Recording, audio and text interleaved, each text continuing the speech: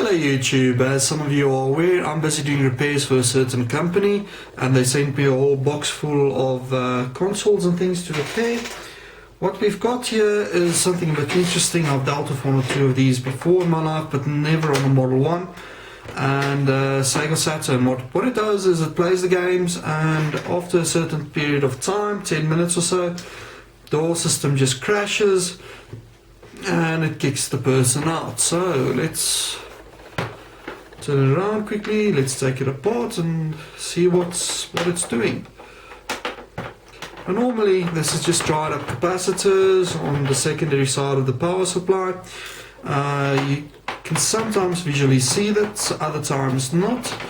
If it's not the capacitors on the secondary power side of things, it's a faulty capacitors at the back of the machine that's to blame. Luckily, all of those are easy to fix. Someone else has already been in here, as there's a screw missing on that side. Not the end of the world though.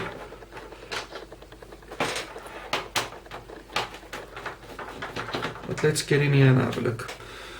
Unfortunately, all of my machines are Model 2, so if it is a power supply, I can't swap the power supply out to test it. But someone has already been in here and they've already changed all of these capacitors, I see. And one is marked nicely in red. There. So we have one here that slightly looks like it could be bulged. Nothing else majorly wrong there on those that I can see. I'm just quickly going to open it up and have a look at the rest of the console. You can see this is one of the, I wouldn't call it the bastardized machines, but it's one of the strange ones where it's a Model 2 case, but inside it's a Model 1 case, but inside it's actually a Model 2, because all of the other electronics are missing. Always interesting to see these floating around at places. You don't normally get to see them. Just want to confirm this quickly that no one else has been in here. Saturn Mark II, 23701. So 2001, someone sold this or worked on it.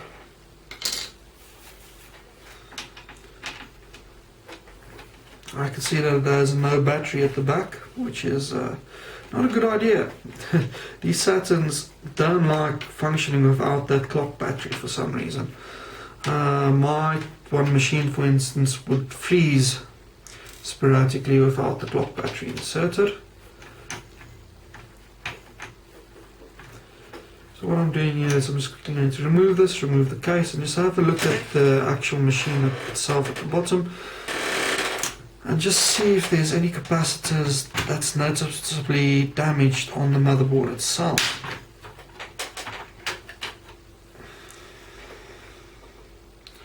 Actually, that might be the original set of capacitors that's in this machine. Whoever sold it in here kind of knew what they were doing.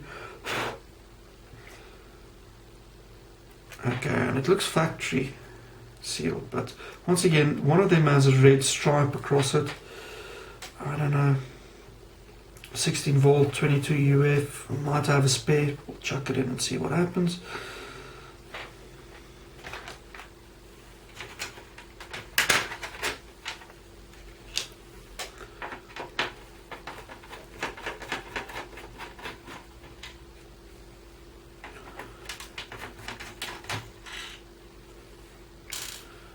I just love these Sega Saturn machines, they're so nice.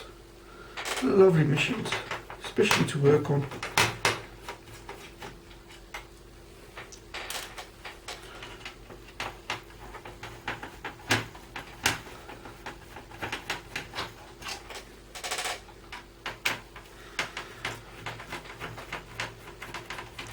You might not see this on camera, as I need to be very careful because I need to disconnect the ribbon cables and the things here.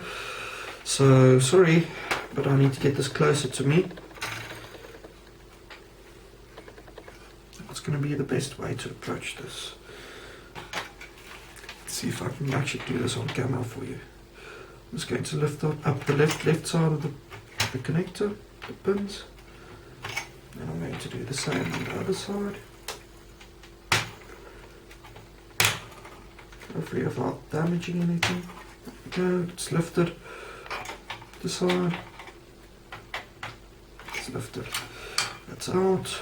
The other one, which type is this? This is just a sort of pushing type. Let's see if I can take this out first.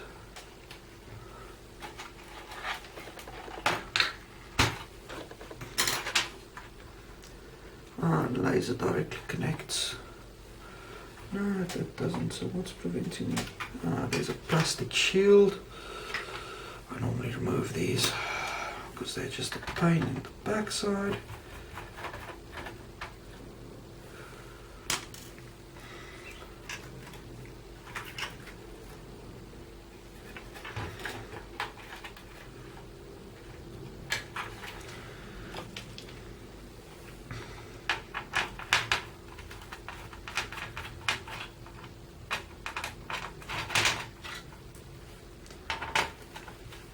See, I'm still on camera.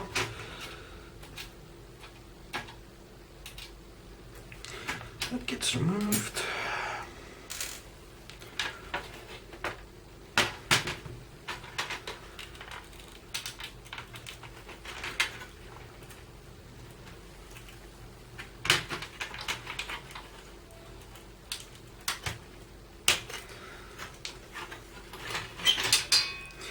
And we're in.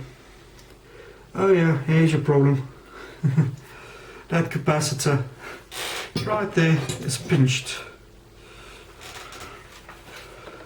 Yeah, that was done by a screw or something, caught it. This capacitor right there. Let's see if I can zoom in for you.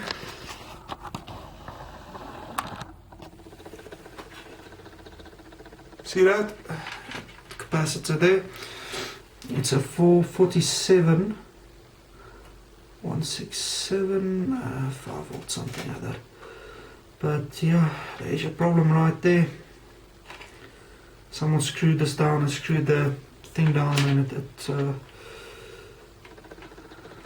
something pressed against that and destroyed the capacitor. Other caps in here should be fine. There's that super secret button at the back. Still don't know what that does actually, I should read up. And this cover has been bent. So basically, this machine has been ill-treated somewhere. And that capacitor got damaged. There. Getting it out is going to be a right pain, but it shouldn't be impossible.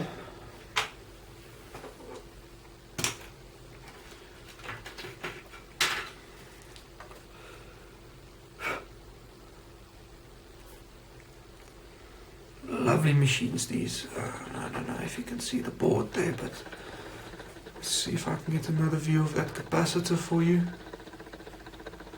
I don't know if I've got spares of those, but I'll let you know in just a second. 47 like 16S 5K6. I don't know what spec that is.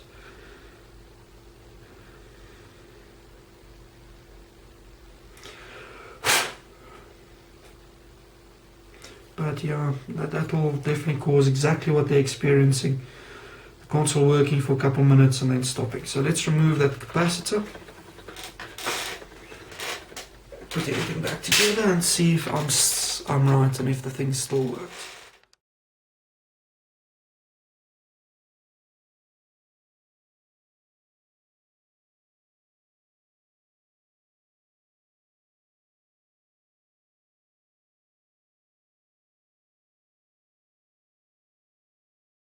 And as luck would have it, I had a spare 470 microfarad capacitor, and unfortunately I didn't have any of the aluminium type, so I just stuck that one in, a piece of wire just to bridge it over, and let's see if this works. Right, so I got all of the cables hooked in. The only problem is when I tried to test my game just now, I could hear the ungodly sound of it actually scratching the bottom of the disc, because the spindle was set too low I moved it slightly up now.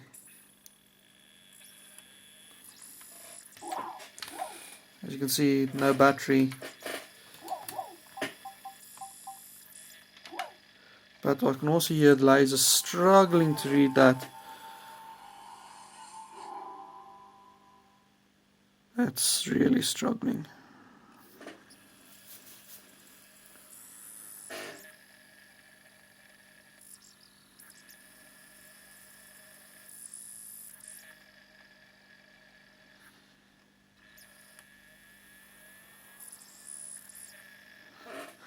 Okay, be right back. Let's give it a clean. Right, so I swapped out the laser for one of mine, and it's working perfectly. Here's the box for my one. I don't know, I'll just find out what's happening there. But what I'll do is I'll just leave this playing for over an hour or so and just see if it does anything. Okay, it's been about an hour and a half, and it's still going strong. I tried 3 or 4 different games just to be sure, and it's working 100%. So until next time, meets me, HPZ, signing off. See you guys next time.